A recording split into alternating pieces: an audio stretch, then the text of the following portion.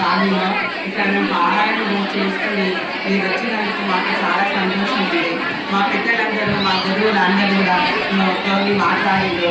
మళ్ళీ మీరు ఇక్కడ వచ్చి మాకు చేసినందుకు మాకు చాలా సంతోషం.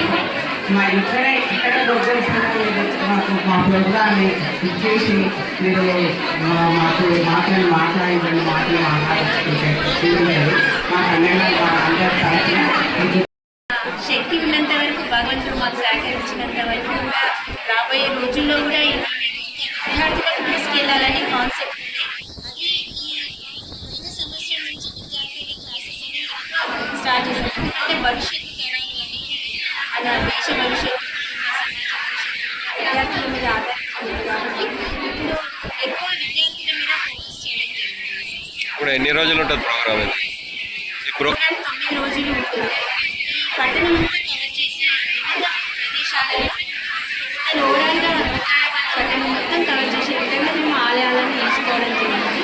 మొదటి రోజు గాంధీ కాలనీలో చేయడం జరిగింది. రెండవ రోజు ఎల్లమ్మ తోట సూర్యప్రకాష్ కాలనీలో చేయడం జరిగింది.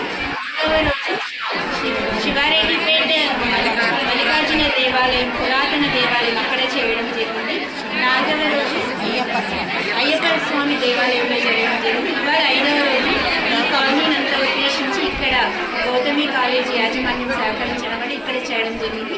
రేపటి కార్యక్రమం రామందిర్లో, రేపటి పారాయణం రామందిర్లో, ఆ తర్వాత ఎల్లమ్మ దేవాలయం అంతగిరిపల్లి తేజ ఫంక్షన్ హాల్ దగ్గర ఆ ఏరియా వాళ్ళని ఉద్దేశించి అక్కడ చేయడం జరుగుతుంది.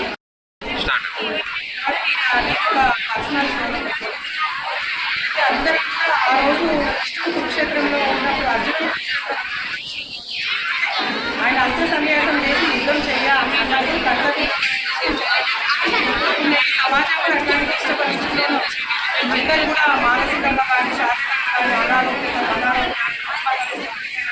ఆందోళనలు ఆత్మహత్యల వల్ల బాధపడుతున్నారు. అట్లాంటి ఇలాంటి అభివృద్ధి లాంటి అంశాలు చాలా అభివృద్ధిలో ఎన్నో అంశాలు మానసికంగా ఎంతో పరిపక్వత చెందాలంటే భగవంతుడు నేర్చుకుంటే మనకు అనేక సంశయాలు ఉంటాయి. మహాత్మా గాంధీ కూడా చెప్పింది, ఏదైనా ఒక సమస్య వచ్చినప్పుడు నేను ఒక పేజీ నేర్చుకొస్తే ఆ సమస్యలని సమాధానం దొరికేదాన్ని. ఇప్పుడు అందరూ కూడా ఒక భగవద్గీత నేర్చుకుని దాన్ని ఆచరిస్తే ఏ సైకియాలజిస్ట్ అవసరం లేదు.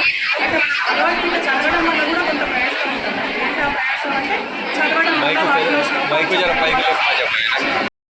మేము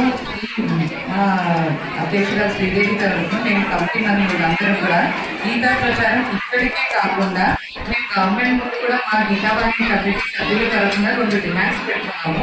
అవి ఏంటంటే, ఒకటి భగవద్గీతను జాతీయ గ్రంథంగా ప్రకటించాలని కోరుకుంటున్నాము.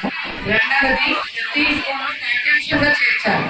వివిధ దేశాలలో అందరూ ఇప్పటికే చేర్చేశారు. మనం కూడా కష్టపడితే మా సంకల్పం ఇది కూడా గట్టిగా ఉంది, ఇది అవుతుందేమో మేము మనసావాచ కోరుకుంటున్నాము. ఇది కావాలని కూడా కోరుకుంటున్నాము.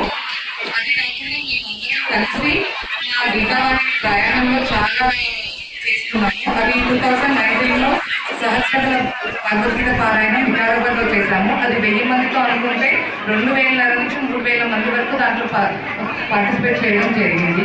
అది కాకుండా 2019లో యాదగిరి గుట్టల్లో కూడా పారాయణం చేశాము. 2023లో 180 మెంబర్స్ తోటి మేము కురుక్షేత్రానికి వెళ్ళి పారాయణం చేయడం జరిగింది. ఆ సంఖ్య కూడా 18 రావడం మాకు చాలా సంతోషంగా ఉంది.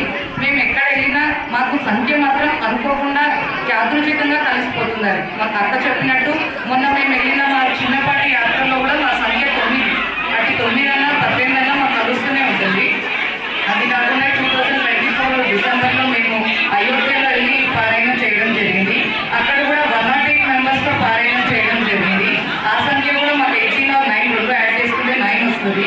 మరి మళ్ళీ కూడా ఇంకా ముందు కూడా మేము చాలా ఈ సంవత్సరం కానీ వచ్చే సంవత్సరం కానీ దశ సహస్ర పారాయణం చేయాలనుకుంటున్నాము. దానికి కూడా భగవంతుడు మాకు మంచి ఆశీర్వదించాలని కోరుకుంటూ, ఇలాగే మా గీతావాహిని సభ్యులు, తోటి గీతావాహిని సభ్యులు అందరూ కూడా సహకరించాలని కోరుకుంటున్నాం.